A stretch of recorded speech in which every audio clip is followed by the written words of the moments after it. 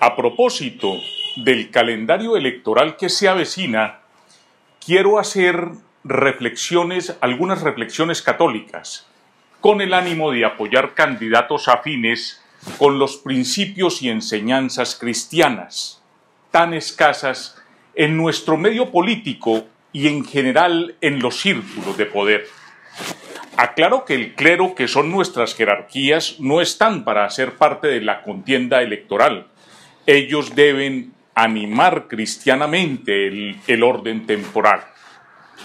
Cuando digo católicos en esta presentación me refiero a los laicos, que somos el 99% de la Iglesia y que tenemos la responsabilidad de propender por el bien común mediante acciones económicas, sociales, legislativas, administrativas y culturales que nos ofrece el ejercicio de la política. No existe un partido tradicional que nos congregue. Sin embargo, hay candidatos al Congreso inscritos en los diferentes partidos que nos pueden representar. En su mayoría son personas nuevas que no han incursionado en el debate electoral hasta el momento, pero que han entendido que, como por omisión también se peca, el ser simples espectadores nos hace responsables de la catástrofe moral que nos amenaza al permitir que algunas minorías, con el sofisma de ser de avanzada y estar en moda, pretenden socavar los principios de la grandísima mayoría de los colombianos.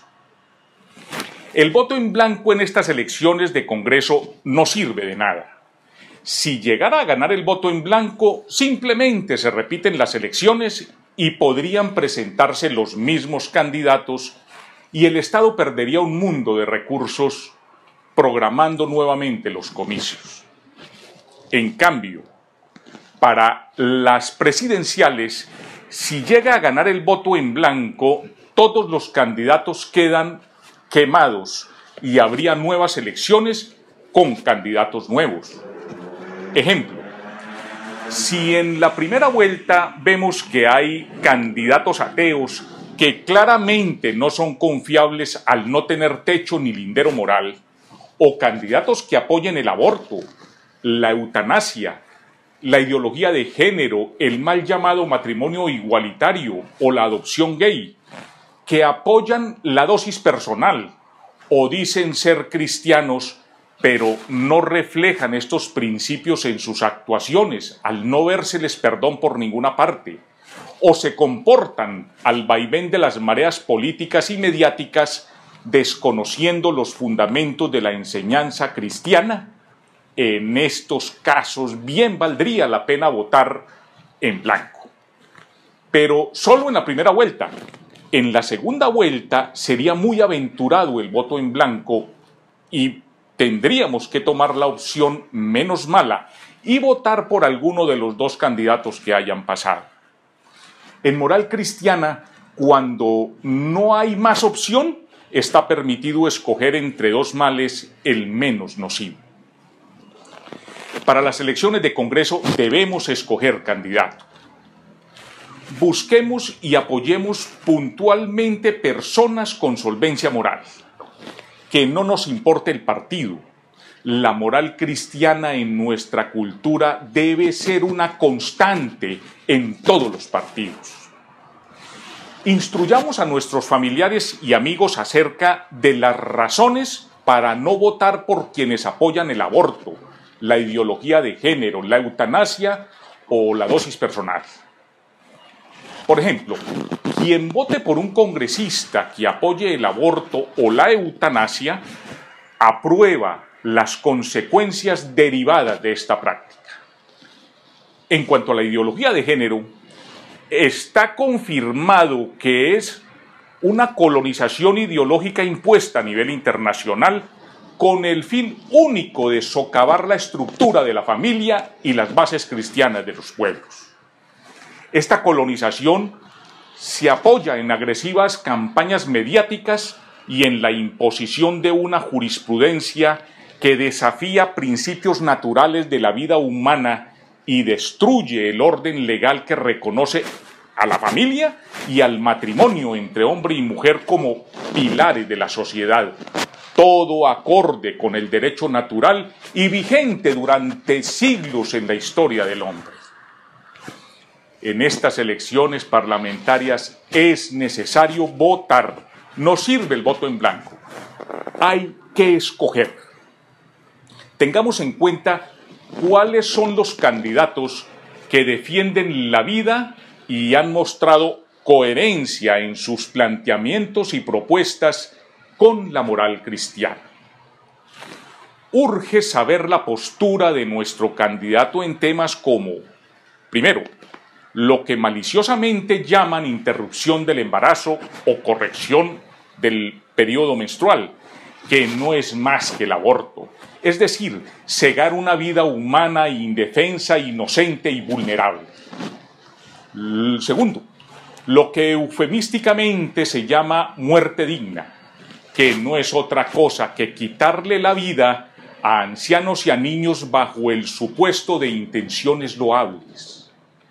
En muchos de estos casos, cuando se trata de enfermos con ciertas características, la solución que se busca aplicar es matar al paciente, de modo análogo a cómo se matan habitantes de la calle o se generan desapariciones forzadas. ¿Acaso hay diferencia con el nazismo de Hitler o la autocracia de Stalin? Las posiciones extremas en política nunca dan buenos resultados. Informémonos sobre la posición de nuestros candidatos acerca de la eutanasia. Tercero, la dosis personal. Estudios científicos han demostrado el daño neurológico que causa el consumo de marihuana y de otras sustancias psicoactivas. Apoyar la dosis personal bajo la perspectiva de respeto al libre desarrollo de la personalidad o de los derechos ciudadanos es apoyar el deterioro psíquico y físico de las personas y la decadencia social bajo el amparo de la ley. Es un asunto de moral, salud y de un amplio espectro sociológico, cultural, económico y político. Cuarto, se debe aclarar que no existe la tal consulta anticorrupción. No hay consulta anticorrupción.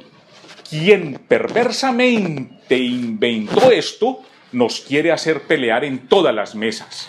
¿Imaginan cuántos conflictos se suscitarán el domingo? Si no encuentran candidatos, si no son confiables, después de recorrer los partidos tradicionales, los invito a revisar el nuevo partido Somos. Está integrado por cristianos de todas las confesiones, o sea, por seguidores de Jesús, Jesús de Nazaret, el Hijo de Dios y de María. Encontramos católicos, ortodoxos, hermanos separados o evangélicos o protestantes.